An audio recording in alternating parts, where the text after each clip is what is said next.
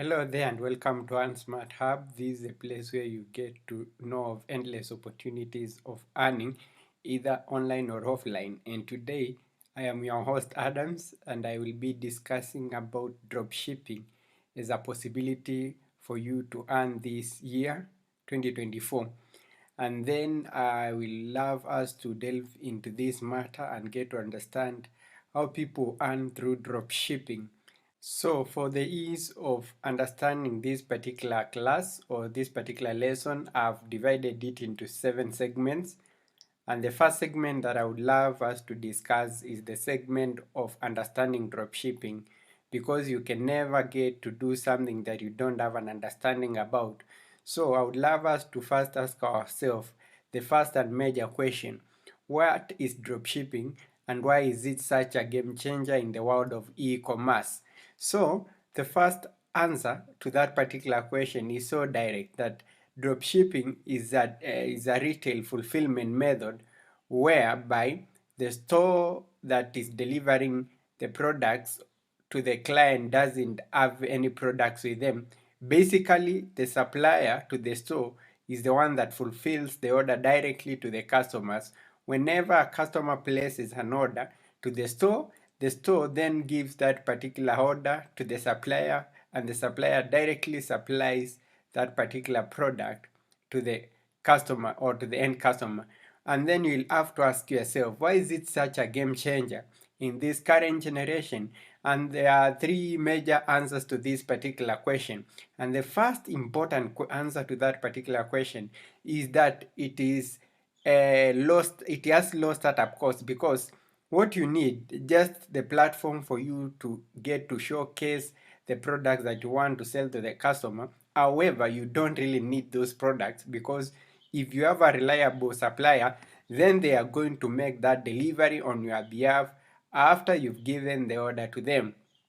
So the second particular important point as to why dropshipping is so much of a game changer in this particular century is that it has location flexibility. It doesn't matter wherever you are across the globe. You can still be in Africa and deliver products, have the products delivered in United States. You can be in Europe and have products delivered in Asia. You can be in Asia and have those products delivered in any part of the world, depending on the supplier's location and the client's location. So that's the most vital thing that you need to know, and that you don't need inventory with you, so that you can be able to fulfill the orders that come from your reliable clients. And so moving on is the second segment that I would love us to discuss. And the most important part of this particular discussion, if you ask me, and it is about niche selection. Whenever you are doing dropshipping, just like in an offline shop, you need to identify a niche and understand if that particular niche is bringing in any income at the end of the day. Because if you get the niche wrong, then you are most likely going to get losses, not likely to get profits, and you'll end up frustrated, or most likely you are going to get leads that are not converting, or even you might not get any traffic to your website or to your store at any given time, and these will demoralize you. So the most important thing in niche identification is, the first thing is market research.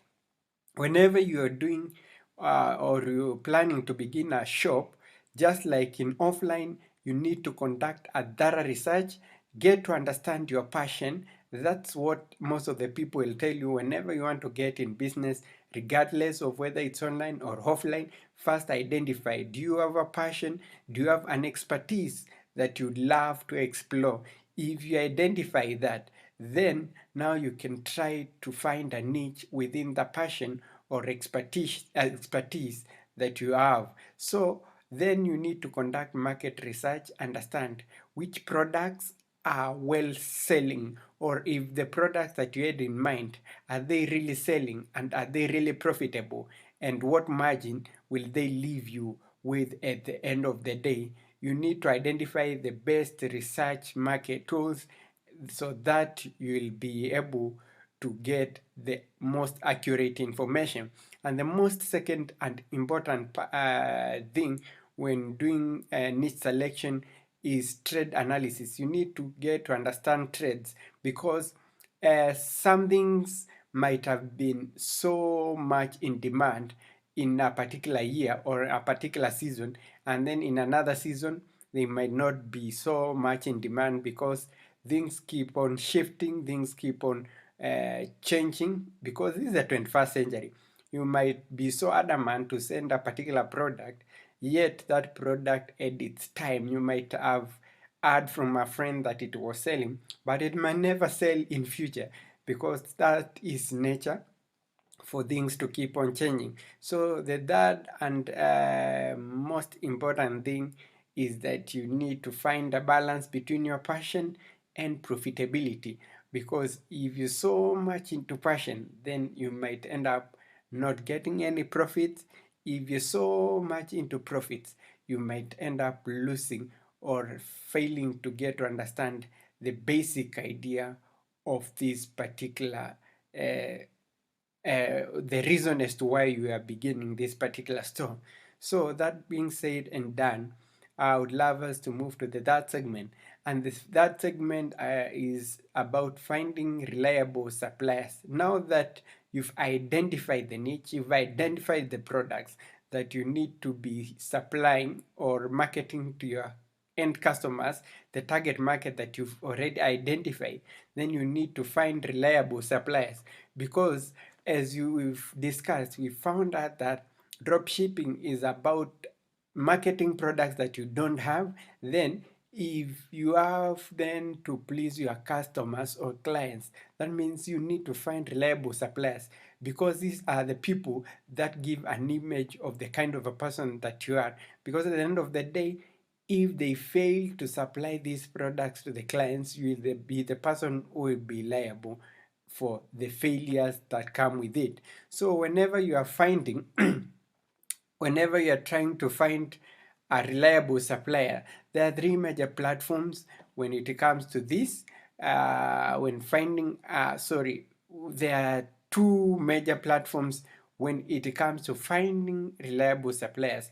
And the platforms where you'll be able to find major suppliers in the case of retail is AliExpress, that is basically based in China. AliExpress has most of the suppliers who are willing to deal with dropshipping stores on a retail basis, in comparison to the Alibaba, which mostly deals in large scale and doesn't deal mostly in retail scale. So you have to go to Alibaba, key in the keyword for the products or the niche that you're trying to look for a supplier. Then you need to identify particular suppliers.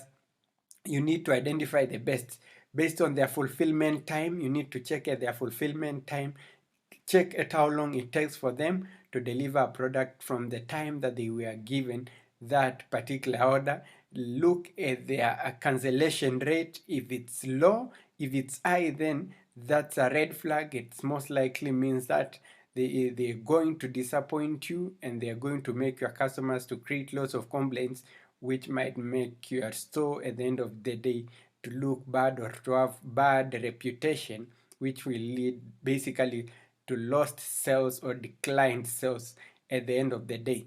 So if you look at the positives for the supplier and then identify the most suitable suppliers who are reliable, then that's the beginning of your success in dropshipping journey. So the second most important app or website while dealing with AliExpress is the Obelo app.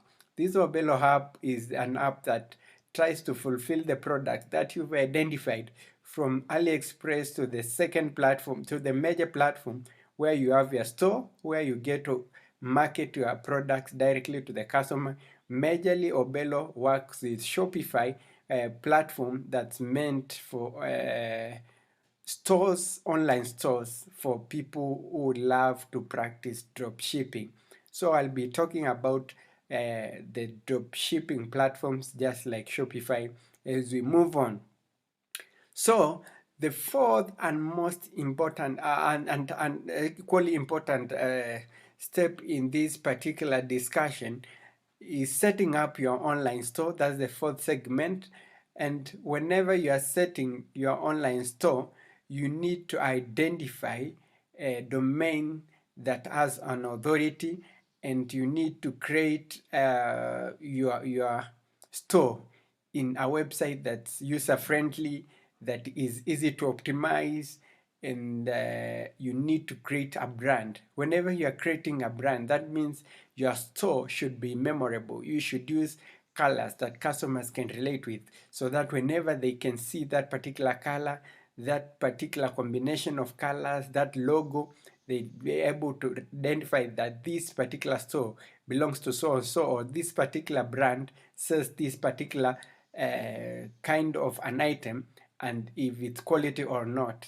That's how you get to make a good online store that is well branded. So when you are identifying or choosing a domain, try as much as possible that the domain name will try to reflect the kind of store or the kind of product that you are selling at the end of the day, because that's important to the customers, so that they don't get up confused, because again you need to retain these customers. And if you get to identify a name that doesn't reflect the product, whenever the customer makes a purchase, it will be hard for them to relate next time or to remember. If you don't have rememberable color code or brand, it will be hard for customers to relate or identify the brand for the second time. But if you do that right, then you have an outstanding online store. And one of the best places to do an online store is in Shopify and Etsy, among many other platforms. However, those are two of the most reliable online platforms that are easy to optimize, that are customer user friendly. Yes, so the fifth segment in this case is what we call the marketing strategies. You need to identify how you'll be able to market your products, because now that you've placed them in that particular store, then what next? Do you expect the products to sell themselves? No, there's nothing that comes with so much easiness as anyone would want to lie to you online. So I won't lie to you. It will take a toll on you. However, if you are consistent at it and you get to understand the strategy that works best for you, after a couple of days or months, then you are in to get some good amount of money. So one of the most important things that you need to drive traffic, to use to drive traffic into your store, online store, is using social media. And the second thing is using influencer collaboration. So that means in the case of social media, you can use your social media platforms, that's Facebook, Twitter, LinkedIn. You can use even more depending on where you come from, because I get to understand nowadays there's many social medias as uncountable. It will depend with the one that works best for the target area or the target country that you are focusing. In China, they have WeChat, they have which other one is this? I can't really recall most of them. However, it will all depend with the place where you're targeting. There are different social media platforms based on where you want to reach your customers. So again, media or influencer collaborations are very important, because you get to understand that influencers get to have a huge following that they command, or people that trust in them. So if you get to identify an influencer who has the ability to influence the right target market for you, then go for them, as much as expensive as they may be.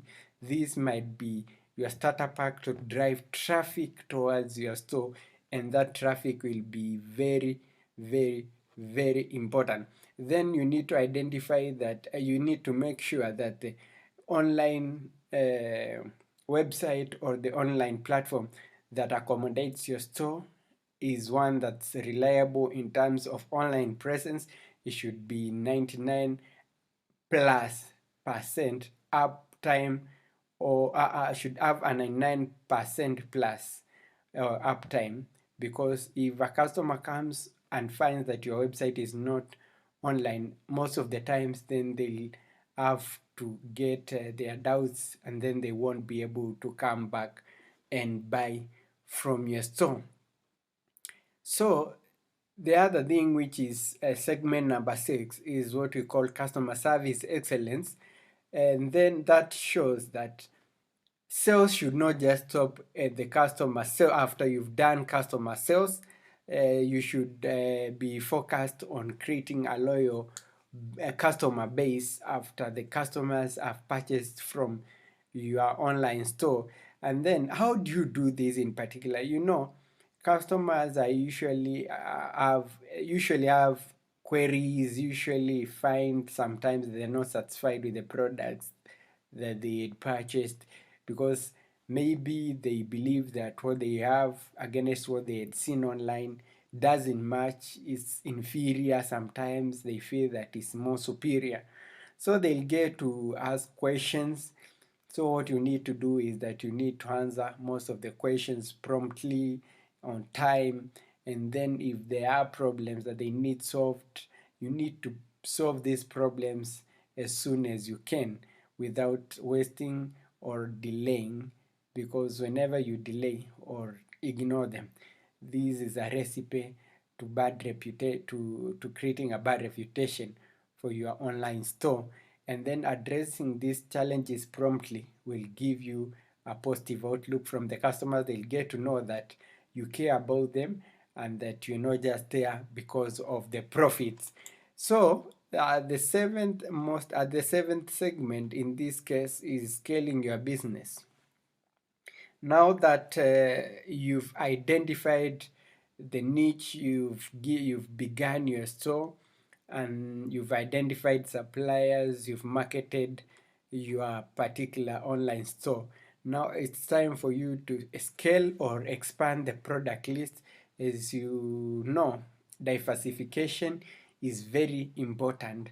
Then if you had 2 products, maybe you can add to 4 products, so that now you'll have a broad number of products from which you can sell. You need to optimize your operations to ensure that um everything is prompt, everything works accordingly, and that there are no glitches within the system. And then you need to maximize on profits by looking into every possible idea of reducing costs of operation, and in looking into any possible way of increasing profitability within your system.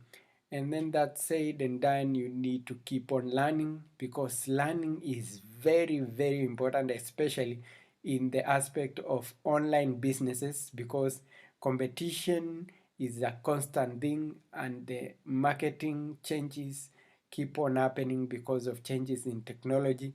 You need to dedicate yourself into and adaptability. If there are changes within the market, you should be bound to change, not unless that you want to remain rigid and face the competition that might throw you out of business within a short period of time. That being said and done, I would love to know if there's anything else that you'd love me to discuss regarding dropshipping moving forward.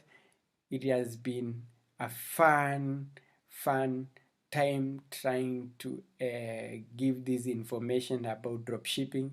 I hope that at the end of this, by the end of this particular episode, you'll have made up your mind to begin the dropshipping journey, so that now within the next few weeks we'll be talking about you getting an earning from this uh, online endeavor. So kindly don't forget to subscribe and like and share this particular video. Hope to see you on the next one. Ciao.